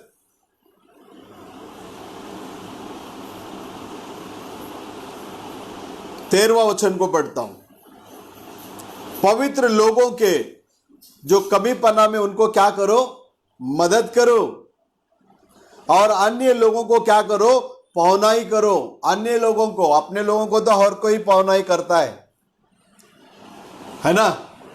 अपने लोगों को हर कोई क्या करता है? पहुनाई करता है। तमिल में पढ़ता हूं इस वचन को। पवित्र लोगों की, அதாவது பரிசுத்தவான்களுடைய குறைவில் அவர்களுக்கு உதவி செய்யுங்கள், अन्यரை उपसरिக்க नाडुंगल। अजनबी को मदद करो, उनका पौनोपचार करो। हालेलुया। शास्त्र लेख हमें किस रीति से सिखाता है देखिए। अपने सताने वालों को आशीष दो। आमीन। किसको आशीष दो? जो अपने को प्रेम करता है उनको आशीष ना। शास्त्र ले कहता है अपने सताने वालों को क्या करो? आशीष दो। आशीष दो, श्राप ना दो। हालेलुया। अपने को परमेश्वर का अनुग्रह किस रीति से टीच करता है देखिए। अपने सताने वालों के विषय में उनको क्या करो? आशीष दो, श्राप ना दो। हमको प्रभु लोगों को श्राप देने के लिए नहीं बुलाया, हमको प्रभु ने लोगों को आशीष करने के लिए बुलाया है। आज हम श्राप देने वाले नहीं बल्कि हम आशीष करने वाले बने। यह परमेश्वर का वचन है प्रियो। उसके बाद में लिखता है आनंद करने वालों के साथ आनंद करो। आमीन। क्या सिखाता है हमें? आनंद करने वालों के साथ में आनंद करो और रोने वालों के साथ में रो। अपनी जिंदगी ऐसी है, मसीहत की जिंदगी, जो बोलते हैं ना कभी खुशी कभी गम। एक ही दिन में ऐसा सारे चीजों में हम लोगों को मुलाकात करना पड़ता है। कभी ऐसा होता है कि किसी का मैयत हो गई, प्रभु के पास चले गए। जब उस घर में हम जाते हैं उनके दुखों के साथ हम भी दुखित हो जाते हैं। दुखित होना जरूरी है। यीशु मसीह खुद दुखित हुए जब लाजरस के घर गए थे। लाजरस के मृत्यु के उस अवसर पर जब उसको गाड़ा जाकर 3 दिन हो गया, चौथा दिन में जब पहुंचे तो वहां शास्त्र लेख में हम देखते हैं मसीह रोए। शास्त्र लेख कहता है कि 11:35 के अंदर मसीह ने आंसू बहाए। तमिल में देखेगा तो यीशु कन्नीर विठार, मसीह आंसू बहाए। हाँ परमेश्वर के अंदर प्रिय लोगों, जो घर में जो लोग रोते हुए हैं उनके यहां बाइबल हमें सिखाता है तुम रो, और आनंद करने वाले के घर में जब जाते हो तो उनके साथ में क्या करो? आनंद मनाओ। ऐसे ना हो आनंद का घर को दुखित रुपये में बदल दे।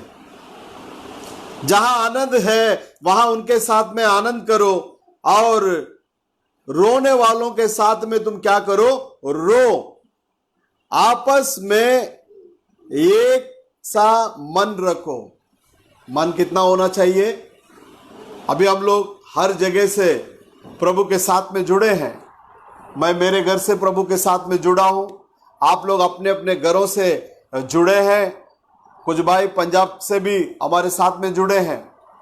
तो परमेश्वर के अंदर प्रिय लोगों, हम आपस में कैसे रहो? एक सा मन रखे। एक सा मन रखने से क्या फायदा है?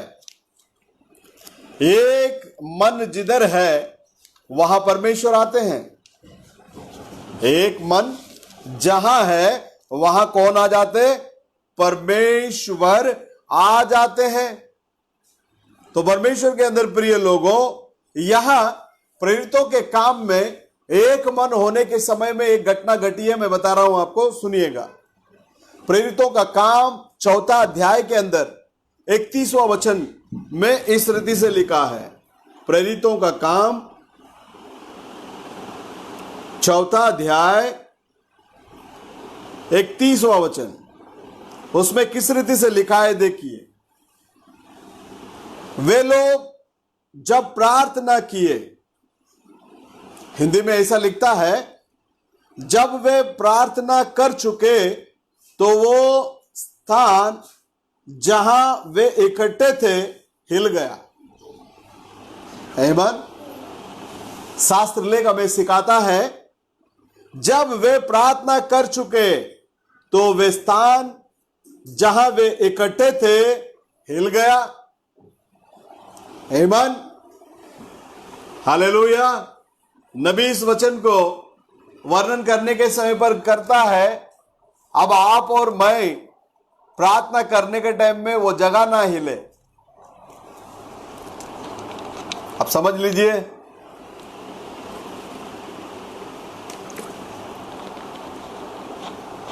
आप और मैं कोई अपार्टमेंट में बैठे हैं, हम प्रार्थना करते हैं, अगर वो जगह हिल गया तो हालत क्या होगा? गंभीर होगी। जब धरती हिलती है भूकंप होता है। जब भूकंप होता है, नबी का संदेश कहता है संत लोग बाहर आते हैं।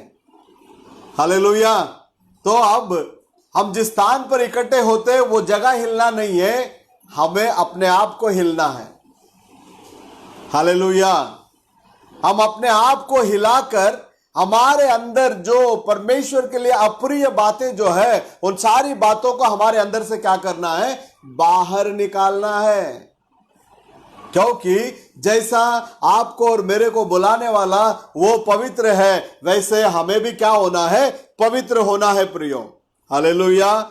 यहां शास्त्र ले कहता है जब वे प्रार्थना कर चुके तो वो स्थान जहां वे इकट्ठे थे हिल गया और वे सब पवित्र आत्मा से परिपूर्ण हो गया और परमेश्वर का वचन साहस से सुनाते रहे।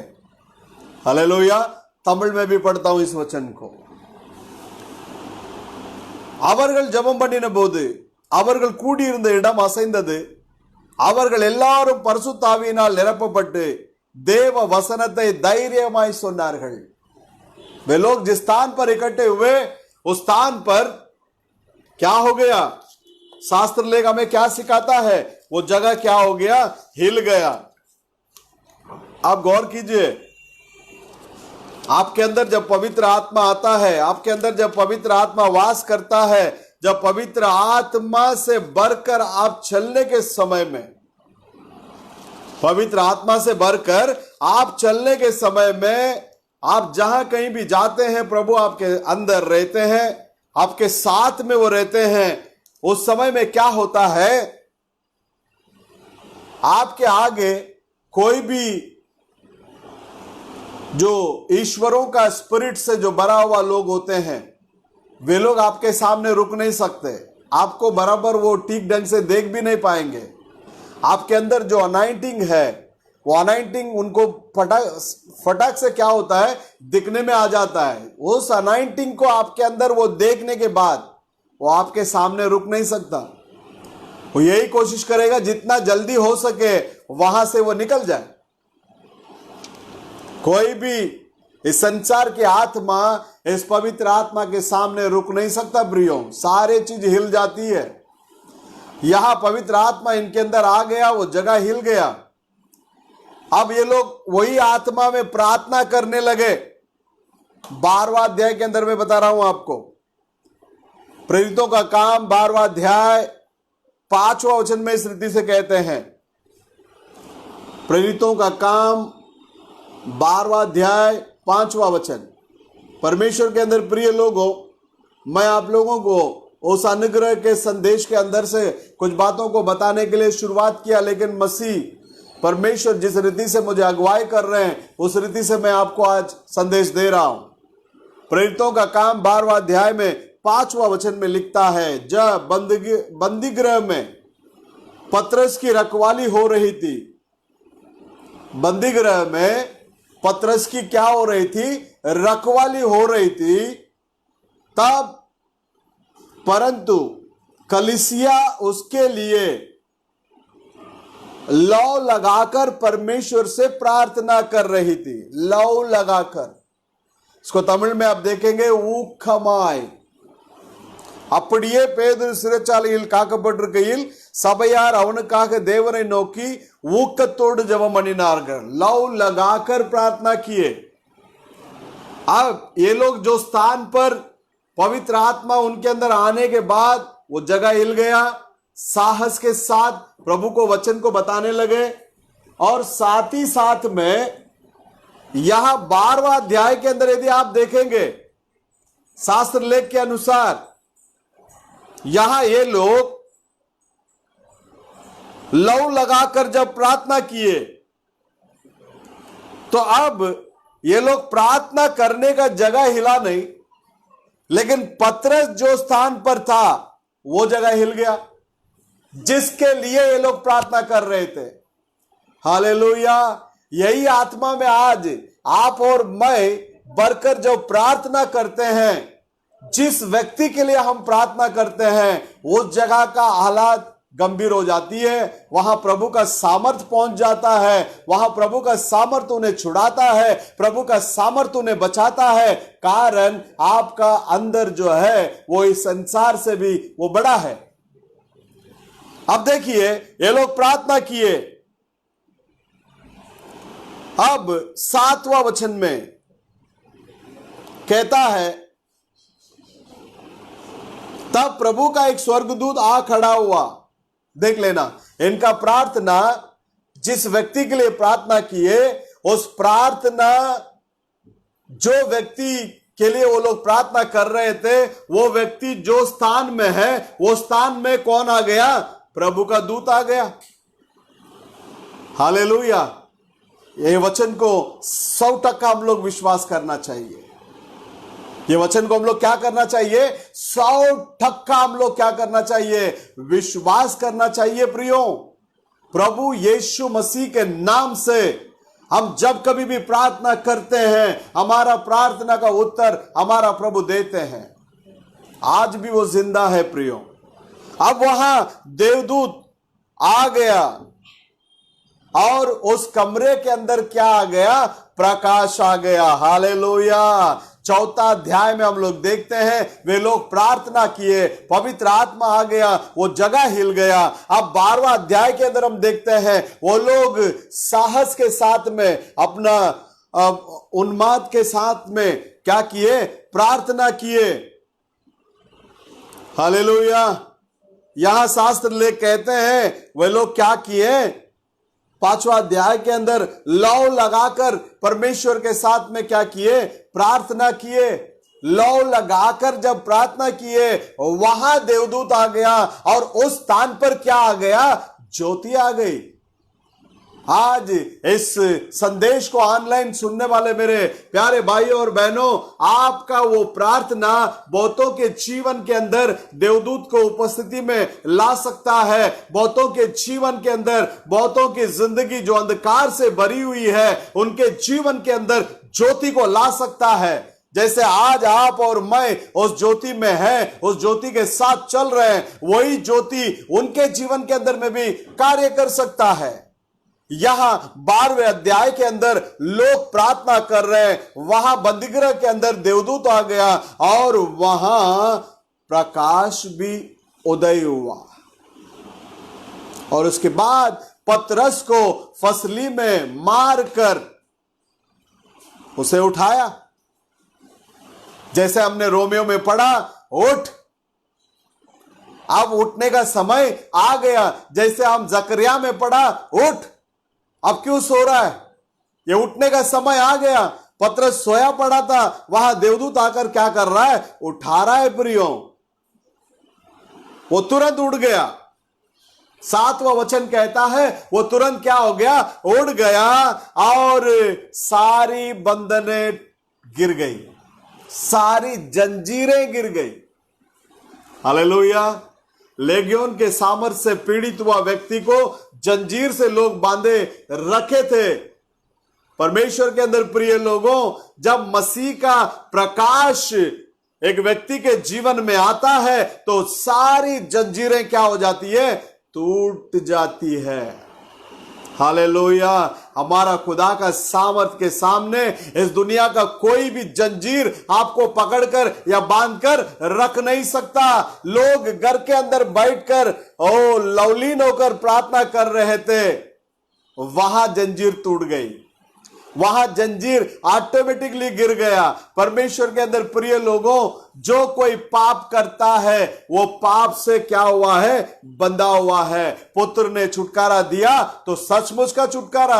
आज किसी भी प्रकार का बीमारियां क्यों ना होने दो, कोरोना होने दो या एड्स होने दो या कैंसर होने दो, आपका प्रार्थना के आगे वो टिक नहीं सकता, आपके प्रार्थना के आगे वो रुक नहीं सकता। ये लोग घर के अंदर प्रार्थना किए।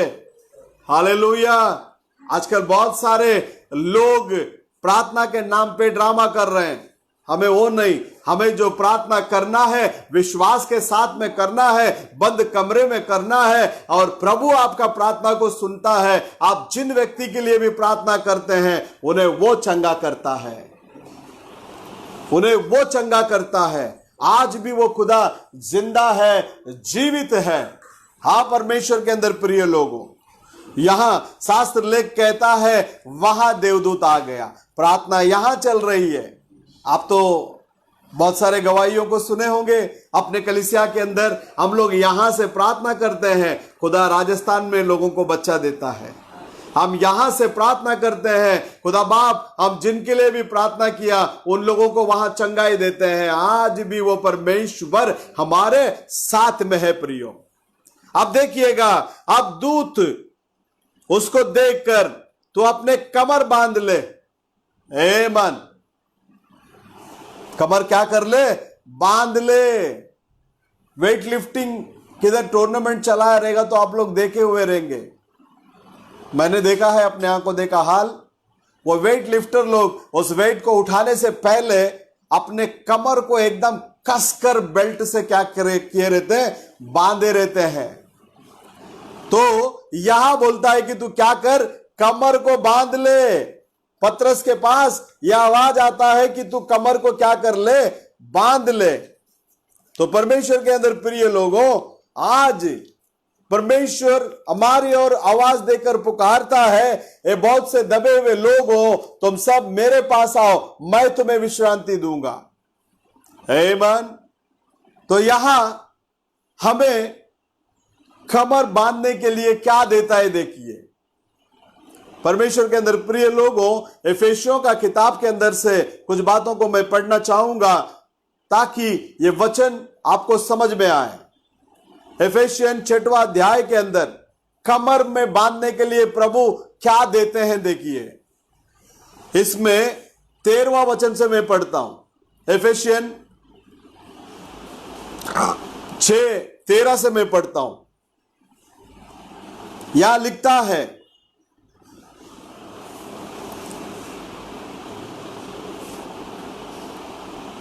यहां लिखता है बुरा दिन में, कौन सा दिन में? बुरा दिन में शैतान को सामना करने के लिए। किसको सामना करने के लिए? शैतान को सामना करने के लिए। तो लिखता है देखिए, इसलिए परमेश्वर के सारे हथियार बांध लो कि तुम बुरे दिन में सामना कर सको। हालेलुया। बुरे दिन में तुम क्या कर सको? सामना कर सको। तो इसके लिए क्या करना पड़ेगा? परमेश्वर के हथियार को हमें क्या करना पड़ेगा? पहनना पड़ेगा, बांधना पड़ेगा। तो क्या लिखता है? इसलिए परमेश्वर के सारे हथियार बांध लो कि तुम बुरे दिन में सामना कर सको और सब कुछ पूरा करके स्थिर रह सको। भागना नहीं है, स्थिर रहना है।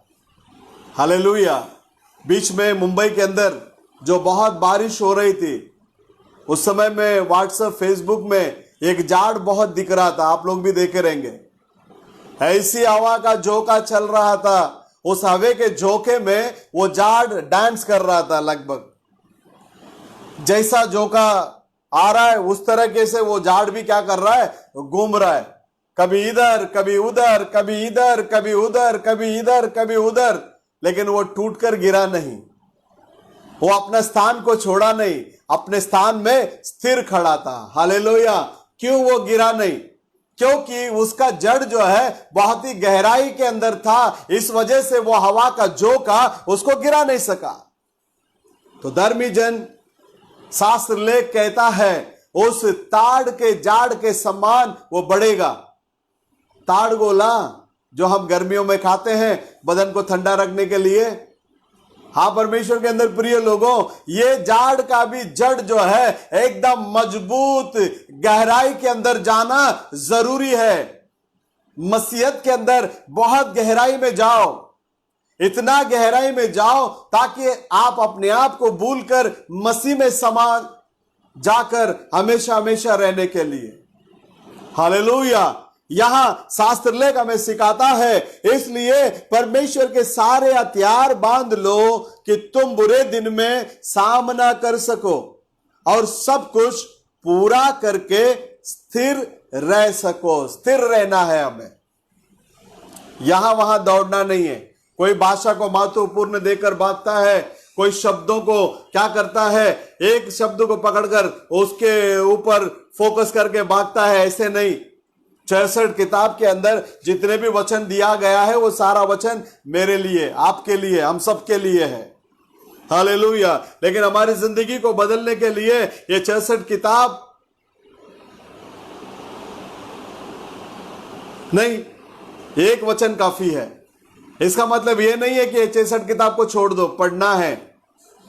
इस वचन को हर दिन पढ़ना है, हर दिन इसको ध्यान करना है। शास्त्र लेख हमें सिखाता है, जो बंदा इसे पढ़ता है उसे भी आशीष मिलती है, जो बंदा इसे सुनता है उसे भी आशीष मिलती है, और वो दोनों से भी बढ़कर जो व्यक्ति इसके अनुसार चलता है उसे भी आशीष मिलती है। तो पढ़ना जरूरी है। इस किताब के अंदर जीवन है, इस किताब के अंदर भविष्य है, इस किताब के अंदर भूतकाल है, इस किताब के अंदर वर्तमान काल है, और इसी किताब के अंदर भविष्य काल भी है। एक अच्छा प्रेम कहानी है, इसमें बहुत सारी भविष्यवाणियां हैं, इसके अंदर बहुत सारी इतिहास है। हालेलुया। यह किताब आपसे बातें करने वाला किताब है, इसलिए वचन में स्थिर बने रहो। आमीन। उसके बाद में कहता है, इसलिए सत्य से अपने कमर कसकर। हालेलुया।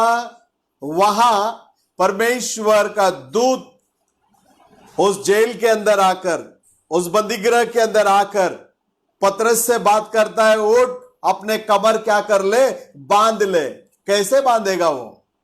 यहां एफेसियन में लिखने के टाइम में पौलुस उसका खुलासा करता है, कमर को किससे कस ले? सच्चाई से। कौन है यह सच्चाई? दाऊद नबी कहता है, तेरा वचन ही सत्य है। यीशु मसीह कहता है, मार्ग व सत्य जीवन मैं ही हूं। तो किससे कमर कस ले? सच्चाई से कमर कस ले। सच्चाई क्या है? प्रभु का वचन है। आमीन। अब इस प्रभु का वचन से, इस सच्चाई से जब आप अपने कमर को कस लोगे, आप स्थिर खड़े रह सकते हैं। आपका कमर बेंड नहीं होगा। कोई कोई अच्छा लंबा, अच्छा ऊंचा कद का तगड़ा रहता है, जैसे दिन बीतते जाता खोबड़ा बनते जाता हो, उसका कमर झुकते जाती है, उसके कमर झुकती जाती है। लेकिन हमें परमेश्वर का कलाम कहता है, सच्चाई से अपने कमर को क्या कर ले? खस कर। आमीन। सच्चाई से अपना कमर को क्या कर ले? कस कर बांध ले। हालेलुया। और धार्मिकता की जीलम पहनकर, धार्मिकता का जीलम को क्या करो? पहन लो। छाती के ऊपर जीलम को पहन लो बोलता। क्यों? जब कोई सामने वाला शत्रु हथियार जो है, तलवार या बाला, कोई भी नोकीले चीज से आपको जब छाती पे वार करना चाहता है, ये जीलम आपके छाती में होगा, ये जीलम से टकराकर वापस चला जाएगा। आपके भीतर वो हथियार घुस नहीं पाएगा। इसलिए शास्त्र ले कहता है कि धार्मिकता का जीलम पहनकर। धार्मिकता क्या है? प्रभु का वचन है। प्रभु उस यूहन्ना के पास आकर वहां यरदन नदी पर बपतिस्मा लेने के समय पर यूहन्ना कहने लगा, हे प्रभु, मैं तो आपसे पाना चाहिए। तब परमेश्वर कहता है, अब मुझे जगह दे, इस रीति से हम क्या करेंगे? धार्मिकता को पूरा करेंगे। धार्मिकता का जीलम को पहन लो। धार्मिकता को पूरा करना क्या है? वचन को पूरा करना। धार्मिकता का जीलम पहनना बोलने से क्या है? वचन से बरे रहो। आमीन। इसलिए नबी कहने के समय पर कहता है, अंतिम समय के अंदर जो भी बीमारियां आएगी, जो प्रभु का दुल्हन और उसकी आत्मा से, परमेश्वर की आत्मा से अपने आप को संपूर्ण रूपी से वो डापा हुआ होगा, किसी भी प्रकार का कोशिका, जो वायरस कहते हैं इसे अंग्रेजी के अंदर, वो उनके अंदर प्रवेश नहीं कर सकता। तो धार्मिकता का जीलम को पहन लेना है। आमीन।